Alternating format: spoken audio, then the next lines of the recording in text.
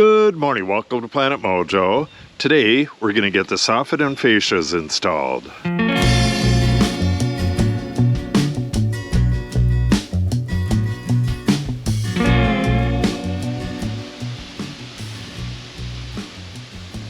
The reason I'm standing right here is because we have a relentless swirling wind.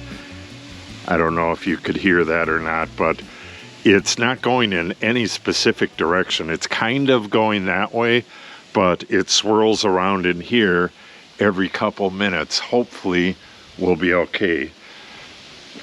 We have two 2x4s that go on the underside of these rafter tails out at the end. They go all the way from the siding all the way to the end. Then we have a 2x4 cut in half that'll go right on that red line. That's the support for the soffit that'll go up underneath here. And then we have a it's a 1x6 that's going to go on the face of all this, which is the fascia. And I'm going to have to build a couple jigs. I got a whole bunch of stuff to cut. I'm also going to be putting in filler boards in between the rafter tails up against the roofing, which will stiffen up this edge. Because that goes down right onto the fascia, I need to have it stiffened up because it's going to be a little soft right in the middle. I'll show you what that is in a bit. Hopefully this wind dies down a bit. I also have to run a few errands today, so hopefully we can get this done. We really need to get going on that roof. And the next step on the roof is to get the drip edge on, and I can't get the drip edge on if I don't have a soffit and fascia here. So I got to go start cutting these boards. That is going to take a while. I'll show you where we're at on the punch list as well over in the wood shop. Total mess in here, but I'll be cleaning that up soon. Here's the skylights, looking awesome. They keep taking the rain out of the forecast for tomorrow and then putting it back in. So I have no idea if it's going to rain tomorrow, but I don't think I'll be able to get this done before it if it does. Okay, we are on number 3, but we got a bunch of number 4 done. Install the cross members, the fascia, the rafter tail fillers, and the drip edge. And I added this beef up between the rafters. And in total, it's about 20 pieces of wood. So I'm going to sort this mess out and start cutting that. And I hope to get back with you over by the tiny house when I start installing it. It stopped already. It was raining really hard for just a second there. Still drizzling a little bit. Oh man. Hopefully this isn't going to slow me down. I had all of my wood loaded in here and I was ready to go, and then it started raining. All right, we'll load it back up. A little precarious right here. It's still drizzling here and there, but not enough to stop work. Okay, this is the strengthening of the OSB edge, and it's just 2x4s. Put glue on them, heavy duty construction adhesive, put them up in place, clamp them down really nice and tight, and then throw some, I think those are 1.5-inch screws. Throw a bunch of 1.5-inch screws in from the top, take the clamps off, and move on to the next one. That'll really stiffen up this edge. I did something similar on the house. On the underside, I put tongue and groove boards the entire distance from the edge up to the house because we have exposed rafter tails. This is going to be all enclosed. And I wasn't going to put anything on it at all. And then I started thinking, well, that's probably going to sag a little bit over time. and I don't want a wavy edged roof on the little tiny house. So we beefed it up, and now I'm gonna move on to the other side, get that side done, and then next we'll put in that bottom board that goes all the way across. Okay, I'm done with my run to town. Now, start work on the other side. Okay.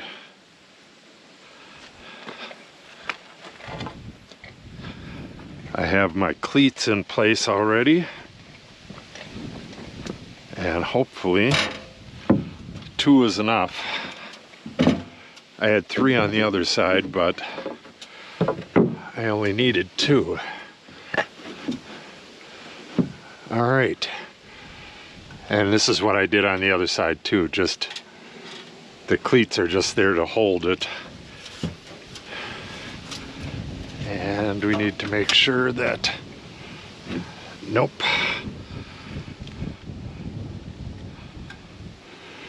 Gotta cut this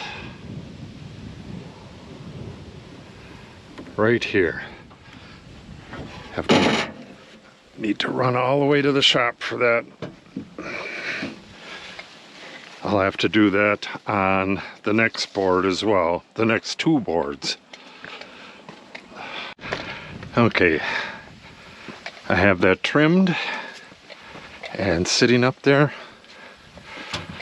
Now, just gonna throw some shims in there to get it about up to the line. Then when I pivot that up, it's not going to be screwed in incorrectly.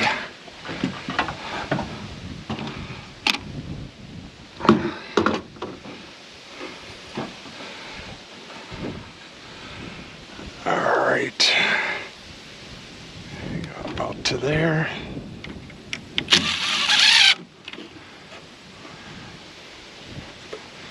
Flush with the side.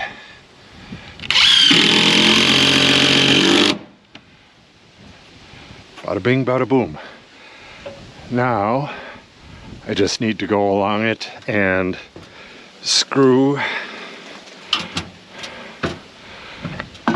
right to the line. Some places I'll probably have to pull it down or push it up, but that's to be expected. All right, right there.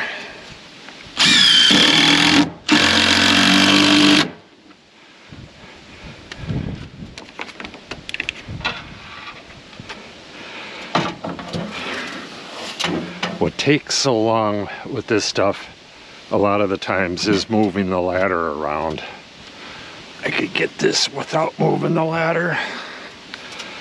Then I gotta move both ladders for the next couple screws.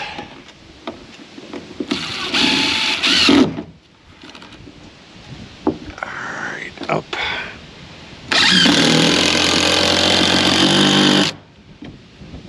Beautiful. Okay, pretty much right on the line. And I'm going right into the studs.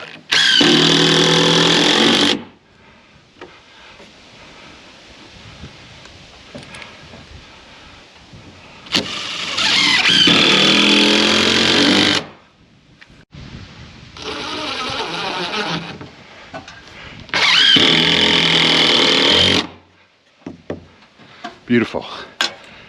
Now I got to get that L bracket on here to hold my front board, and we'll go get the front board cut and we'll install that. All right, with this bracket butted up right like that, it's gonna work perfect.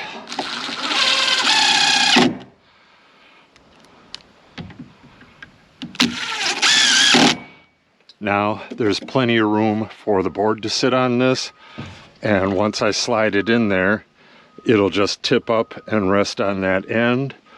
Then I can get this end screwed in and work my way across. Actually, once I get it in there, I'll throw some shims in here to get it up higher, kind of like I did with this.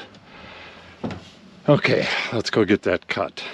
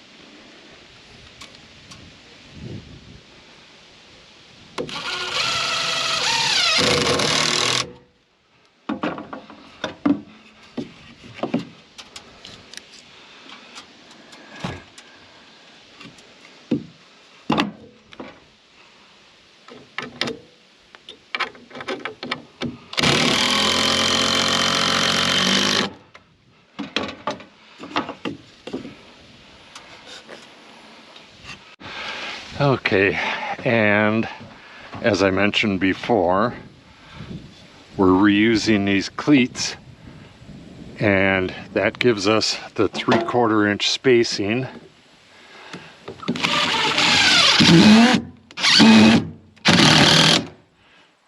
The fascia board is 3/4 of an inch below this. The molding is going to wrap around it. It's going to get a tin molding on the front of it.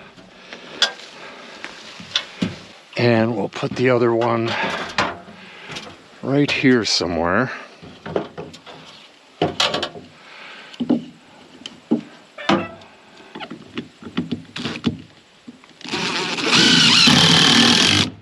All right, now to go cut the fascia board, and that should be 137 inches long, hopefully. All right, here we go. Hopefully this fits the first time.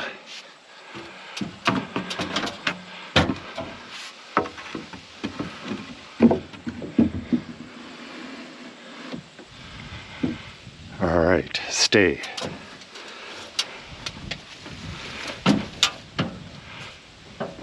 Ah, bazillimeter. About a 1/16. All right, we'll go cut that off, and then we'll get this screwed into place. Damn.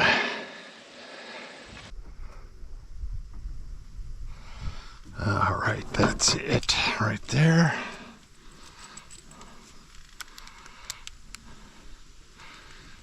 And we have, where is that? That's right here.